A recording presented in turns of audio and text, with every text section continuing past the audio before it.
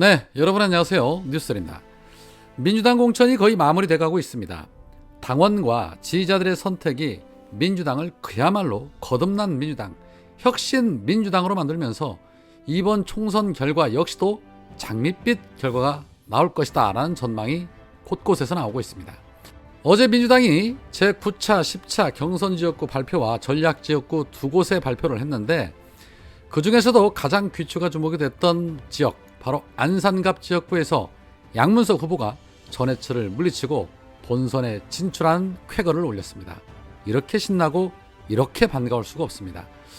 그리고 여수시 을에서는 검사 출신 김혜자가 탈락을 했고, 인천 서구병에서는 신동건을 제치고 모경종 후보가 본선에 진출을 했습니다. 그리고 전주병에서는 김성주 의원을 누리고 정동영 전 의원이 본선에 진출을 했고, 해남군 완도 진도에서는 현역 윤재갑 의원을 누르고 박지원 전 원장이 본선에 진출을 했습니다.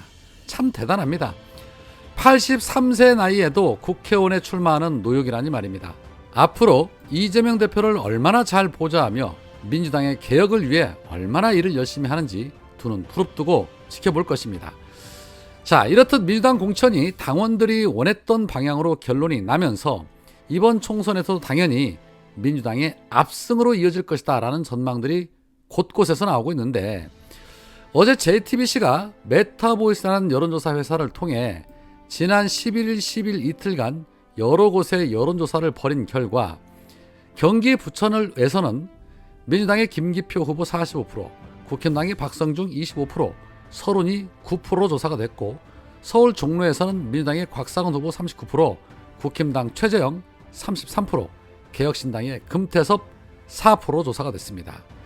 이 외에도 경기 용인갑에서는 민주당의 이상식 후보 43%, 국힘당의 이원모 30%, 개혁신당 양양자가 4%로 조사가 됐습니다. 그리고 이 외에도 인천일보와 경인방송 여론조사에서도 시흥을 지역구인 민주당의 조정식 후보가 50.4%, 국힘당의 김윤식 30.9% 조사가 됐고, 이 외에도 지금 각 언론사에서 여론조사 기관들을 통해 다양한 여론조사를 벌이고 있는데 대부분 민주당이 국힘당을 훨씬 앞서는 것으로 나타나고 있다는 겁니다. 쉽게 말해 지금 전국은 윤석열 정권 심판론이 대세라는 겁니다.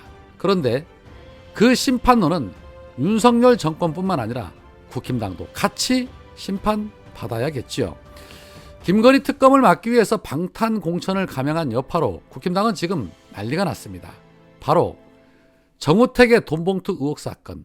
이 정우택 측은 돈을 받은 후 돌려줬다라고 해명을 했지만 어제 뉴스타파가 보도한 내용에 따르면 돈을 돌려준 것이 아니라 돌려줬다고 말해달라라는 그런 회유 정황, 그리고 통화 내용 녹취록이 터지면서 이번에는 도저히 막아내기 힘들 듯합니다. 뉴스타파가 보도한 내용에 따르면 정우택의 보좌관이 병원까지 찾아와 제 머리 쪽으로 와서 귀에다 대고 그러는 거예요. 너 왜 그래? 돈 돌려받았잖아. 그냥 이런 식으로 이제 회유를 하는 거예요. 병원 간호사들이 면회 안 된다고 나가라고 해도 잠깐만 계속 이러면서 한 두어 마디 나한테 한 거예요. 나만 믿어. 이렇게 말하고 나가더니 그 뒤부터 계속 전화가 왔다. 그리고 배우자에게도 여러 차례 전화를 해서 정우택에게 유리한 증언을 해달라고 회유를 했다는 겁니다. 그 녹취록 대화 내용 중에는 재수씨 전화로 동영상으로 사업가 땡땡이하고 제가 거기서 병원에서 얘기한 게 있거든요. 기사 어제 왜 충북 MBC 보셨죠? 거기 나온 얘기 다 거짓이고 거기 돈봉투 건네는 동영상 나온 거 있지 않습니까? 동영상에 나온 거 그 돈을 봉투를 주려고 했는데 정우택 의원이 이렇게 거부하다가 다시 돌려받아서 후원금 처리를 했다고 말만 따면 돼요. 그거는 재수씨도 알잖아, 내용을. 무슨 말인지를. 그것만 녹취해서 저한테 동영상 녹취하는 거 있잖아요. 그렇게 해서 그거 저한테 주시면 모든 걸 다 저기 오늘 다 끝나고 그러면 이라고 말하는 장면, 그리고 그 이후 통화에서는 지역 언론사 기자와 서울중앙뉴스 기자와의 통화 인터뷰까지 종용하는 장면까지 다 녹취가 됐습니다. 기레기들도 역시나 한편이라는 것이 다 드러난 셈이죠. 이거 단순히 돈봉투 사건이 아니라 저는 게이트 사건이라고 봅니다. 그동안 국힘당이 줄기차게 떠들었던 정원유착의 전형적인 모습이라고 봐야겠죠. 정우택은 이제 여기서 그만 후보직 내려놓고 수사를 받아야 할 겁니다. 이 정도까지 터졌는데 한동훈도 더는 뭉갤 수 없겠죠. 선거 말아먹으려고 작정하지 않는 이상은 정우택 더 이상 못 밀어줄 겁니다. 정우택은 사실상 끝났다고 봐야죠. 자, 제가 제차 매 영상마다 이재명 대표의 민주당에 몰빵을 해야 한다는 말씀을 드립니다. 그 이유는 사실 굉장히 많은데 속에 있는 말씀까지는 다 말씀드릴 수는 없지만, 민주당이 이번에 과반 그 이상의 압도적인 승리를 해야 하는 이유는 단순히 윤석열 정권 심판만의 문제가 아니라 정권을 찾아왔을 때까지 생각을 해야 하기 때문인 겁니다. 완전히 거듭난 민주당은 이제 개혁할 준비가 되어 있고, 또 정권만 찾아오면 우리가 원하는 그런 개혁을 추진할 수 있기 때문입니다. 그래서 압도적인 승리, 민주당의 몰빵이 필요하다는 겁니다. 그런데 그런 저의 마음을 그대로 대변해 주시는 분들이 있었습니다. 이동영 작가가 어제 EJ 라이브를 통해 속 시원하게 민주당이 압승해야 하는 이유를 말해줬는데, 무조건 민주당 몰빵이 되어야 하는 이유 관련 영상입니다. 끝나고 사실은 굉장히 많은 당원들이 민주당에 가입을 했지 않습니까? 누구 보고 들어온 거예요? 이재명 보고 들어온 거 아니에요? 네, 대부분 이재명 보고 들어왔잖아요. 이재명 보고 들어와서 이재명이 당대표 선거에서 70%가 넘는 압도적 몰표를 받아서 당대표가 됐잖아. 네. 그게 그럼 당원들의 마음이고 당심인 거 아니에요? 그런데 그 대표한테 물러가라고 계속 흔들고 검찰이 잡아간다는데 데리고 가요 했으면은 책임을 져야지. 응? 그걸 또 이재명이 니 그랬으니까 나가. 그랬습니까? 아니잖아. 정성평가 다 해갖고 한 거 아니에요. 경선 붙여서 당원들이 심판 내린 거 아니야. 그걸 자꾸 비명 행사라고. 그리고 공천 받으면은 비명도 친명이 되고, 아웃되면 친명도 비명이 되고, 이게 뭐냐고 이게. 그럼 지금 이 대표가 전국을 도는데 굉장히 발목 잡혀 있는 게 뭐냐면 재판이에요. 지금 이틀에 한 번꼴로 재판 갑니다. 그러니까 어디를 전국 지원을 못 해요. 불가능한 얘기예요. 개항에 발목 잡힐 수밖에 없는 그런 상황입니다. 그런 상황에서도 시간 쪼개가지고 수도권에 있는 우리 후보들을 지금 도와주고 있는 거 아닙니까? 맞습니다. 이게 끝이 아니라는 게, 선거에서 압승했다고 하더라도 또 재판 결과를 기다려야 됩니다. 언제 검찰의 칼날이 이재명의 목을 베를 줄 몰라요.